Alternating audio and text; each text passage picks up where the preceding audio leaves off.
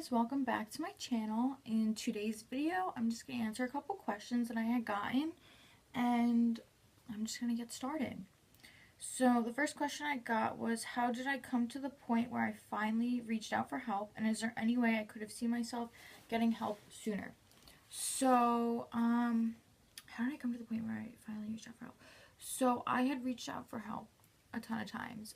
The last time I had reached out for help, I just realized, after some clean time, after relapsing, I was just like, this is not, what I'm supposed to be doing. Like, I just felt like in my soul and in my heart, that this wasn't the life for me. And I just asked somebody, take me to a psych ward. Like, I need to go to a psych ward. And I remember praying in the psych ward to my higher power. I was like, please, let things work out the way they're supposed to work out, not the way I want them to, or anything like that. Just let me have them be what you want.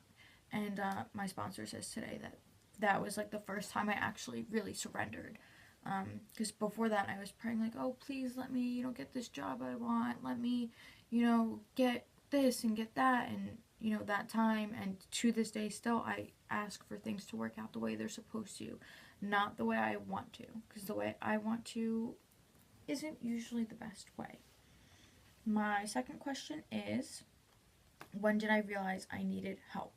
I realized, I guess after like 7 months of using, I was getting high all the time, and I was just absolutely miserable. And I remember withdrawing, and I remember talking to someone I used with, and I was like, I think I'm gonna, call my uncle and ask him to take me to a doctor so I can get Suboxone. Because in my head, that was the only way I could stop using. If I got Suboxone, I could just, stop. I could take that for a little bit and then just stop. And that's obviously not the way to stop. And the person was like, do you really want your whole family knowing you're an addict? And I was like, oh my god, you're so right. So I said no, and I didn't reach out, and I bumped my head a couple times after that. I had overdosed. I had been to a couple of treatments, and I got a lot of interventions, and it kind of just got to this low point where I was homeless, and had no contact with anybody in my family. And I ended up calling around, and I got into a rehab, and I told my parents that day, I was like, I'm gonna stop home, I'm gonna pack my stuff, and I'm gonna go to this rehab. And once I went, I ended up getting clean for a little bit, and I relapsed, and I got clean for a little bit, and then I relapsed, and I'm where I am today. So that's when I realized I needed help. And then how did my family handle it, and how did my friends handle it? My family, the whole way they found out was just really screwed up. They found out because my car had gotten stolen, because the people I was using with decided to give it to a drug dealer, and they had to pick me up at a police station, and they were just kind of like, what the hell is going on? And I told them, like, I was using, and they didn't really know how to react because it was so unexpected. It was so, out of left field. I was in college at the time, and I came home for about a week, and I was not really home. I was going to my apartment at college, and I was coming home, and they were just like, what the hell is going on? Like, you go to school and this is what happens. So they didn't really know how to react. They were just really mad at me, and then they were really disappointed in me, and then they were mad at themselves and disappointed in themselves, feeling like they weren't, good parents and whatnot. In reality, that's not the case at all. So my parents didn't handle it very well.